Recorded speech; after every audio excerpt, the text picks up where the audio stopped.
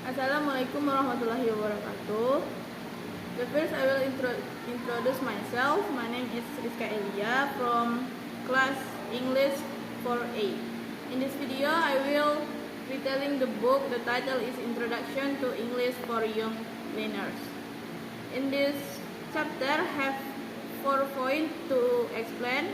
Point 1, what is English for young learners? Point 2, who are the young learners? Point 3, how to teach English to young learners. And then last one, between language acquisition and language learning. We come to point 1, what is English for young learners? Children who speak a language other than English in their home and are not fluent in English are designated as English language learners or ELLs. The rate of growth of ELLs in the school system has been increased over the past decade. In Indonesia, the demand of parents toward mastering English earlier on their children become the hallmark of this trend. Then it fosters in occurrence of teaching English in a level of education, starting from pre-kindergarten up to high school. This fact has created an urgent need to design and implement instructional approaches and school structure that will ensure an ELL student thrive and achieve at high levels. And then we come to point 2, who are the young learners? Young learners are the students of elementary school who are grade 1 up to grade 6. Their age range from 7 to 12 years of age. They have learned English for about 1 up to 4 years. From those 3 statements, we may conclude that young learners are students who are studying in elementary or senior high school, aging 7 until 12, and they are studying English is second language for about 1 up to 4 years. It can be at preschool or kindergarten, but in some cases they can have no English at all. And then most primary level learners will share these characteristics. Those opinions give the researcher some important notes about children's special characteristics in learning the language. There are some following. Number 1, children respond to language well through concrete things, visual things, rather than abstract things.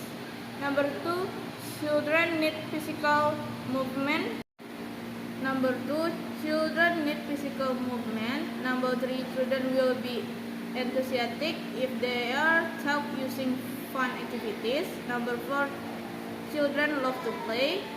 And then children learn well through something that is close to their culture. And last one, children like to work together. Next, we come to point 3, teaching English to young learners. Therefore, there are some assumptions about language learning that should be considered when teaching English as foreign language to children. As follows. Number 1, learning should be fun and natural for children. Number 2, the language should be first presented through sounds, not written symbols. Number 3, children are more sensitive to anything that touches and the case direct easily to physical objects. Number 4, meaning should be made perceptible through concrete object or by presentation of experience.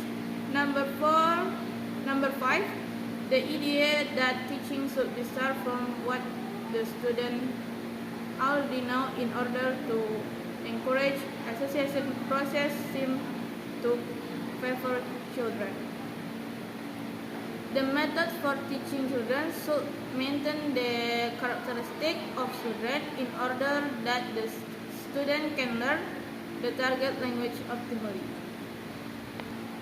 For some consideration, what Sally Fanon says in her website, teaching English games about some possible problems that many teachers have when teaching English to children should get our attention. Point 1. Children have short attention span and forget things quickly. Point 2. Children are very active. Number 3. Children respond well to praising and reward from the teacher. Number 4. Children differ in their experience of language. Next, children are less shy than other learners. Children are imaginative but may have some difficulties distinguishing between imagination and real world. Next, children enjoy learning through playing. And then children enjoy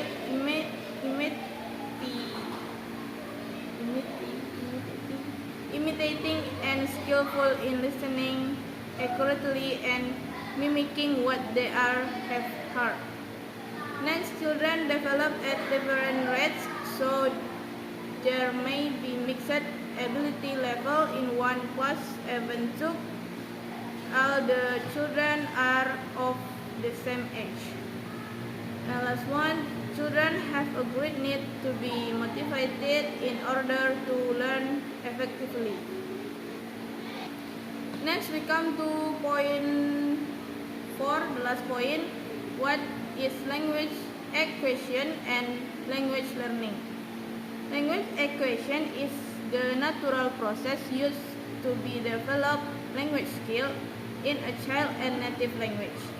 The same environment for acquiring a native language is often different from classroom environment used to teach a second foreign language. When a child acquiring their native language at home, the focus on the message being conveyed rather than the form or correctness of the language. For example, when a native English speaking child says the word mama instead of mama. While the term language learning is often used to describe the more formal approach to language instruction, language learning usually refers to the language instruction that takes place in a classroom. Focus usually on the from the language rather than on the message being conveyed. For example, in language learning classroom, you might see children learning phonics rules, hopefully using a game format.